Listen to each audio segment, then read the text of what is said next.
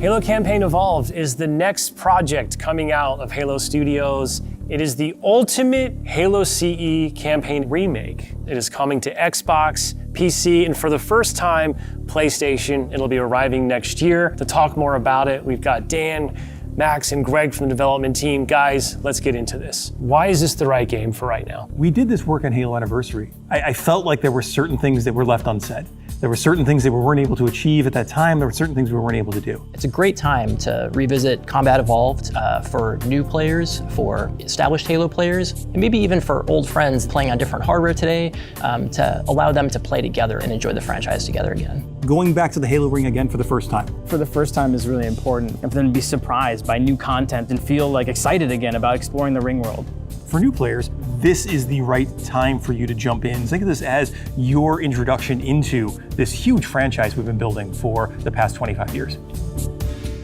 I'm curious how you're going to focus on capturing the essence of the original, knowing that you need to evolve to kind of move the experience forward. Yeah, from design, we don't take that lightly at all. Whenever we make a change, the number one thing was to be true to the original game. For every one of those topics that comes up, there's someone who is incredibly passionate on the other side saying we can, like, that is sacred. We do not move that crate. It's really about looking across, what we've learned over the years, what technology we've built, and how we can tie that back into this experience. So in this game, up to 4 people can play the campaign together, regardless of which platform they're on.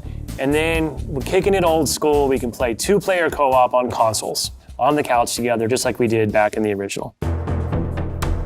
What do you have to do differently to account now for 4 people running around? For different co-op counts, we will make some of the spaces larger. We also want to make sure we're authentic to the encounters themselves. So it's a balancing act between that difficulty tuning and making those encounters the right size for the right space. I understand that we've done some special tune-up works to the beloved Warthog. We have. There's a new seat, what I like to call the golf cart seat or the bumper seat. This is on the back of the Warthog, so now you can bring everyone with.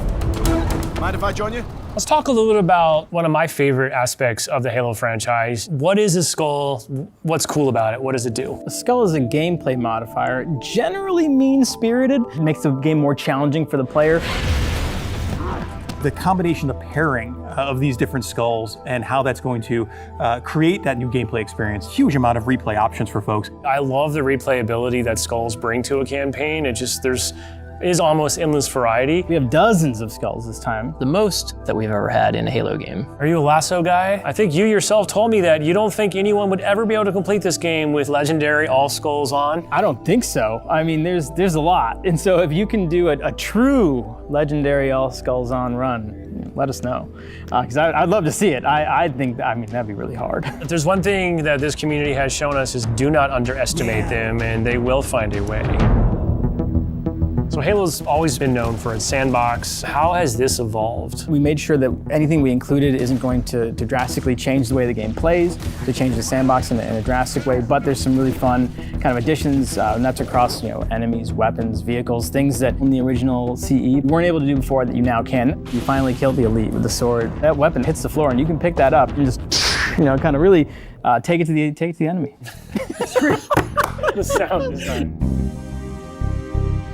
All these weapons, by the way, have been painstakingly remodeled, rebuilt, higher fidelity. How do all these things kind of come to life? That comes across through the way they look, the way they sound, the effects, the actual panels on the weapons themselves, the ammo counters. With Unreal, the fully dynamic lighting within Lumen allows us to get those effects, right? That rich plasma lighting up and brightening the environments.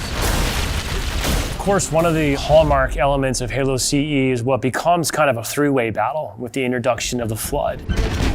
There was quite a bit of development between Halo CE and 3 to kind of how the Flood behaved and just how they interacted with the player. So we've pulled a lot of those Flood behaviors into this game. And I would say this is a learning specifically from CE to Anniversary, which is just kind of that mood, the atmosphere, the tension, the horror, and really delivering on that from the way that we stage the encounters and the setup and how we reveal the Flood. In Halo Legacy, there were some pure form units. We've pulled in a familiar friend, familiar fiend, if you will, to challenge the player.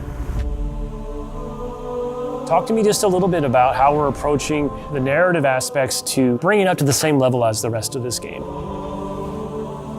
We want to tell an authentic story and we want to level up the cinematics from the source.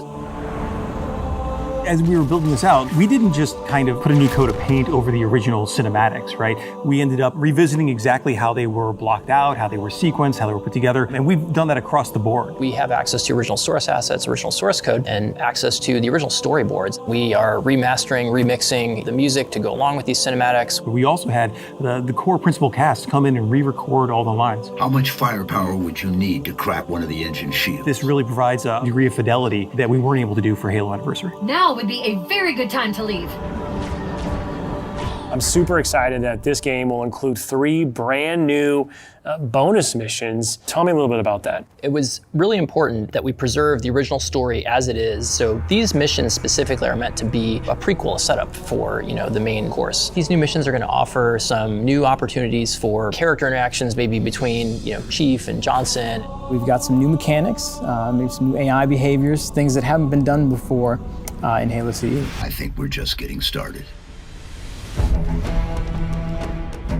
So where are we right now at this stage in development? What can you share with us? In the past few weeks, we've been able to start engaging and sending builds out to some of our community members. We can now see so many of the elements of the level really coming together. There's a point in every game's life cycle where it kind of just comes online. Seeing really high fidelity versions of the cinematics, elements of the sandbox and encounter tweaks and the lighting. You can go to someone's desk and give feedback live on an experience, and to me that's like a really exciting time in game development. The ultimate love letter to the game that started it all. I would call upon our entire Halo community to welcome with open arms this next generation of players. I'm excited to just relive these experiences again for the first time.